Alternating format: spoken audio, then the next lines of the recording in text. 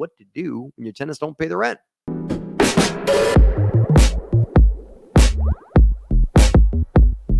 Folks, there's a video we have on YouTube that's got hundreds of thousands of hits about how to get rid of a bad tenant, right? And really what it is, for goodness sakes, tenants may not be able to pay their rent. Either they may choose to not pay the rent, that's unfortunate, but they also may not be able to pay the rent. And so really the question is, as a landlord, if you're a landlord long enough, you will have the situation of your tenant not being able to or choosing not to pay their rent.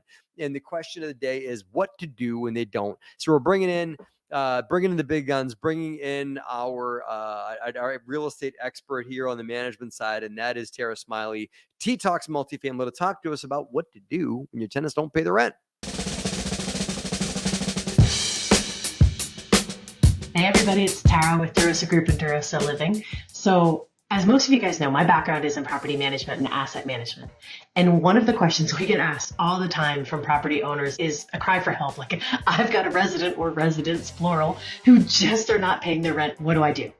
Right? So my best frame of advice really kind of falls under two categories: get educated and communicate, but in the right way. So let's talk about that educational base, right? So first and foremost, know your lease, the written contract. Everyone nod your heads. Yes, you have a written lease in writing on paper that bears signatures. Yes, you do. Because that would be the wisest decision. Okay. So you want to know 5 basic essentials so that you can communicate clearly and in the correct manner to your residents. When is rent due? How much is it? When and where is it expected to be paid? In what form? What form of payment?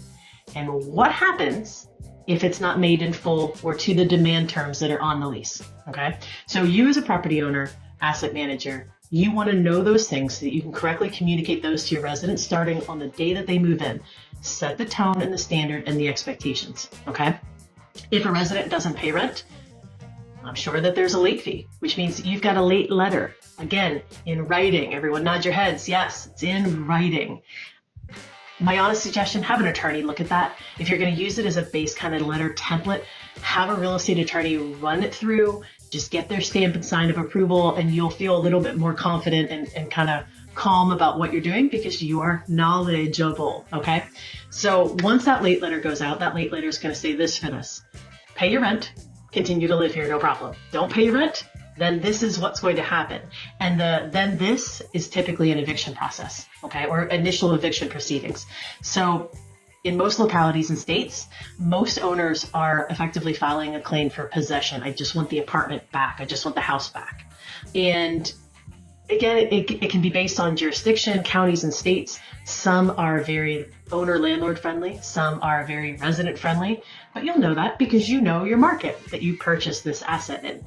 Everybody nod your heads again, right? Got it. Okay. So you're going to file for that eviction. Now the resident may come back to you and go, wait, I have all the money. And here you go. And you're going to cancel that eviction.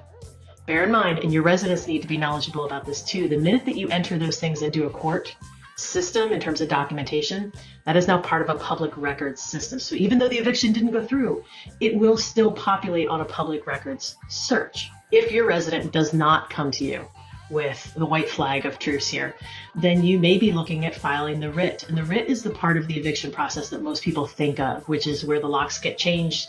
There will be law enforcement that comes out to certify that there's no one remaining in the apartment. And again, depending on your state or county, that may mean that you and whoever you hire, whether it's your site team or a vendor, are physically removing those possessions to the street curb, or you're arranging for a day where that now past resident is going to come and pick those items up so that full possession and ability to enter that apartment is returned back to you. So that's kind of the standard protocol. There are some other creative ways. You can set up a payment arrangement.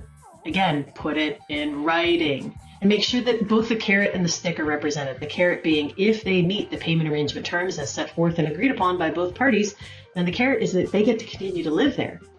The stick is that if they don't, you are clearly laying out the process of what your actions will be in response to their lack of action, okay?